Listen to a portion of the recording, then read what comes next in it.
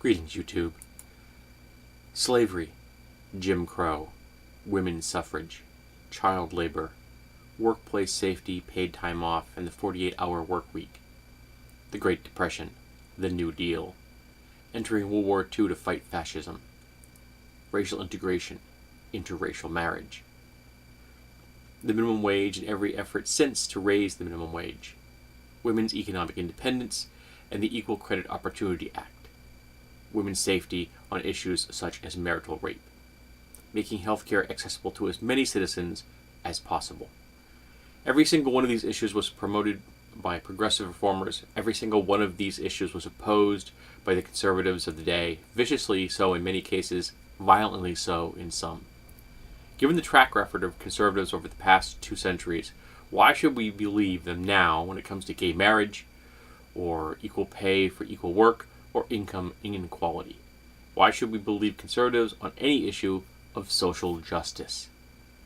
They've been on the wrong side of history every single time.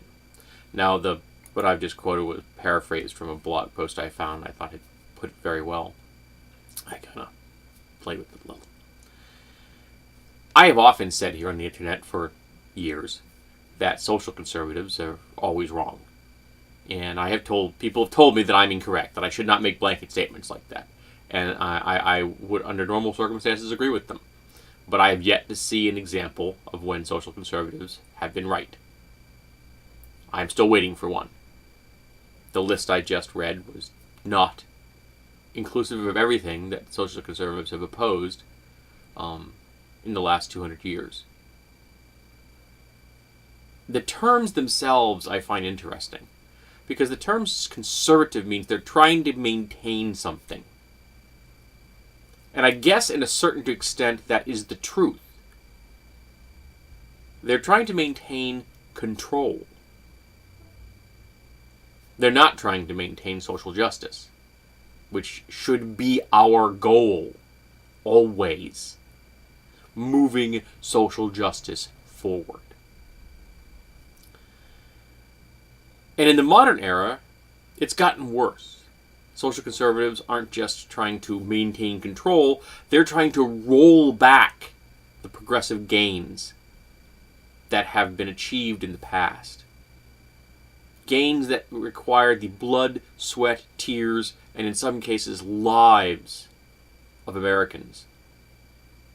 People have fought and died for some of the rights I have just listed. And there are social conservatives today that want to roll back those progressive achievements and want to push us into the past. It isn't just social conservatism, it's social regression. Which is why I now refer to the GOP and their allies, the Libertarians and Tea Party, as regressives. Because they've gone beyond maintaining control, they're now trying to roll things back into the past.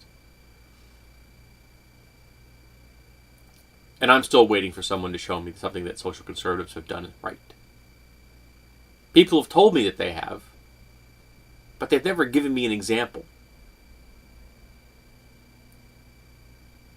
There's a famous quote that said, anyone who is not a liberal when they're young has no heart. Anyone that is not a conservative when they're old has no mind. Well, I listened to that for a long time. I thought, okay, well, eventually you'll get around to understanding that. And over time, I began to realize that I couldn't understand that. That as I became more and more well-informed, as I began to achieve the ability to feel empathy, sympathy, and compassion for my fellow human being, as I began to repair who I was so I could help other people and look at other people as equals and look at them with open eyes, that I couldn't become conservative. That I had been conservative when I was lost in anxiety and depression because I was terrified, because I wanted that control. And as I began to relinquish that control, as I began to realize that control has always been an illusion. Always. That the best we can do is create an environment where everyone is as happy and as healthy as possible. Where they have food and shelter and healthcare and educations, where everyone has the best chance and opportunity to be a fully functional, realized human being, with as much social justice as we can achieve in our day and age. Only then did I come to understand what we can become and what we can achieve as a people, of any nation, as a species. And social conservatism is trying to stop that. It's trying to push us back. And I don't care if you're basing it on theism, or you're a strict constitutionalist, or what your justification for it is. I don't care. What I do care is that every single human being have as many social justice rights and civil liberties as possible. Every human being gets to share in our planet's wealth, the wealth that we the people create. But at the moment, we the people do not control.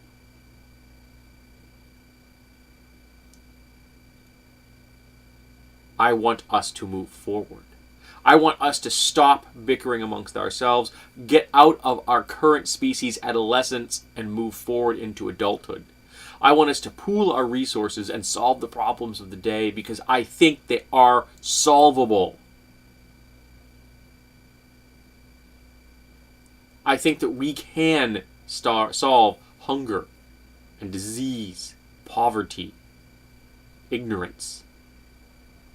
And then we can look to the stars. And we can move out of our nest and fly. But if we're here bickering about whether or not someone should have rights because they look at the world differently than you do,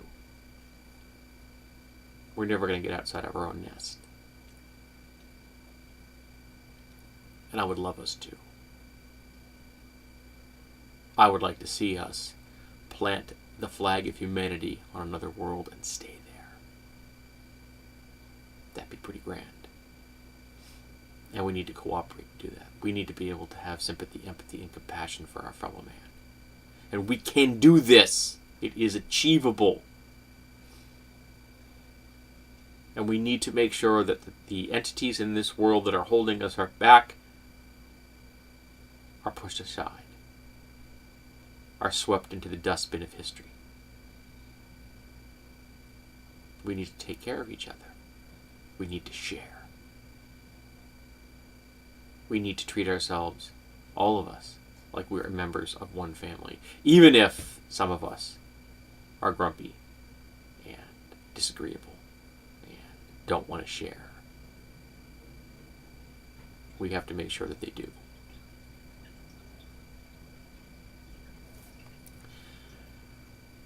Hope you didn't mind this.